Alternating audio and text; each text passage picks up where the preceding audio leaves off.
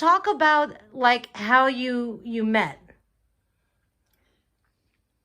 Well, my son's mother-in-law was broken, the house was broken into. And so his father-in-law said, John, do you think you could put an alarm system in my house? Well, John said, I'll try. I've never done it. Mm-hmm. So he started working, but he needed a lot of equipment. So he happened to go to his store, which was Canfield Supply. And John was a tremendous help. This is John, too. And so he went to the store, and John was a big help in helping him get the equipment. And my son was very grateful. And they started going out to lunch on Tuesday every week. And so after about 40 years or so of doing this... 40? 40. Doesn't it about 40 years? John was in business for 40. John had Safeco alarms. Mm-hmm. And about 40 years they've been going out for lunch. And 2 years ago, he was having a birthday in May, and he was going to be 93, and my son said, oh, my mother's going to be 93 in May, too. So they decided to ask me to come. And so I did. And I came every week from then on. Wow, so it became a trio.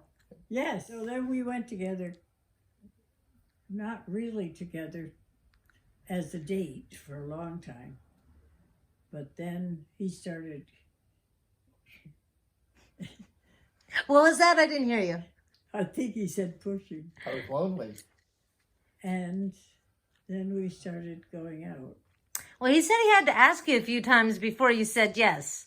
Like, I'm thinking as a woman, you've been through all, like, marriage, children, husbands. Now you're finally on your own. You don't have to listen to anybody, do anything. You know, that explains why he had to ask a few times, right? You're not just going to roll over and say, oh, sure. You have your autonomy, your independence finally, right? Right. Took you 93 years to get it. Or maybe more, I don't know. How long were you widowed before you met? Actually... 2 years, I think. 2 years. So it's about the same, right? For both of you. We've been married for 65 years. Wow. Yeah, I was married. What did you say, how many years? 65. Yeah, mine was 65, too. My first marriage was 35, and he died of cancer. And the second one was 30, and he died of cancer. Oh, wow. And he had more or less the same thing. So interesting, like parallel lives. Yes. In a little bit. Wow. Well, you said you guys weren't planning on having any children at this point. So. That's fine. You know what she's thinking. You're right. You're not going to have any children. So, just lots of fun. Yes, right. This is our couch, so we come and nudge. Like, where are you going to live afterwards? In both houses. That's so interesting. Yeah, 3 days here, 3 days there. I have to round the clock caretakers frequently, not always. And she's putting up with that.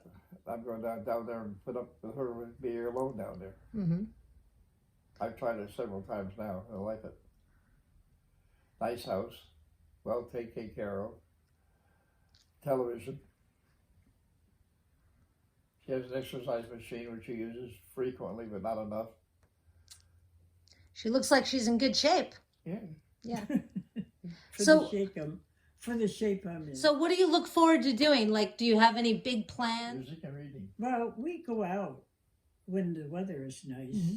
We go out, we go to the different parks, and we go out to lunch a lot, but not right now. Right. He said you went out once. We go to the beach once or twice a week, Roundout Beach. Mm-hmm. We're going to the Post Park to have me married. So we're getting married across the river, going down there for a reception.